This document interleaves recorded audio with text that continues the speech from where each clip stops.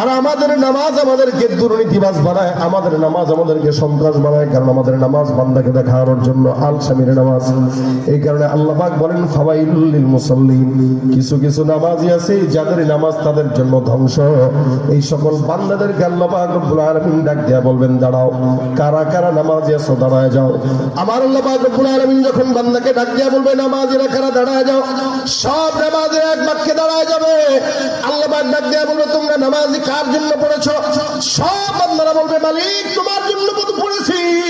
আল্লাহ পাক রব্বুল আলামিন বলবেন না না, মিথ্যাবাদী, নামাজ তোমাকে বান্দা নামাজি বলবে যার কারণে পড়েছো।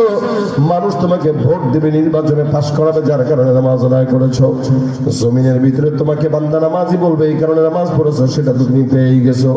এই ফেরেশতার দল এই নামাজিদেরকে পাটা উপরের দিকে দাও, মাথাটা নিচের দিকে দিয়ে ঝুলায় রাখো, আর এই বান্দাকে পাউটা ধরে ধরে ঢিল দিয়া জাহান্নামের তলদেশে নিক্ষেপ করে দাও।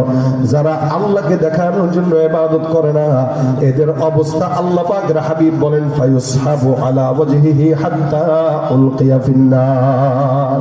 আমার আল্লাহ পাক পাটা উপরের দিকে দিয়া মাথাটা নিচের দিকে দিয়া ঢিল দিয়া বান্দাকে জাহান্নামে নিক্ষেপ করে দিবে। এই কারণে নবী বলেন নামাজের ভিতরে যত্নবান হও, খুশু আদায় করো। সাহাবা কেরাম নামাজ পড়তো, তাবেঈরা নামাজ পড়তো। হে মুসলমান নবীর উম্মত, একজন বিখ্যাত তাবেঈ ছিলেন সাঈদ ইবনে মুসাইয়্যিব রাহমাতুল্লাহ আলাইহি। ওনার হালত ছিল আযানের